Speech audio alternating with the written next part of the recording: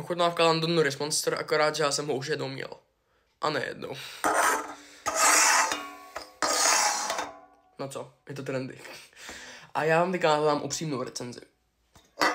Tak a tenhle Monster se zatím nachází jenom v Evropě, ještě není v Americe a viděl jsem nějaký videa, jak to v Lidlu lidi kupujou po platách prostě a potom nezbyde na ty ostatní. Tak a jak to vlastně chutná tady ten Monster, který chtějí všichni lidi po celé Evropě?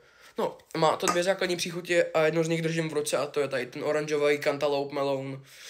Ten mám hodně rád, takže mi to chutná ten Monster a citron, nebo on to má být yuzu, ale nejsem tak bohatý, abych měl yuzu.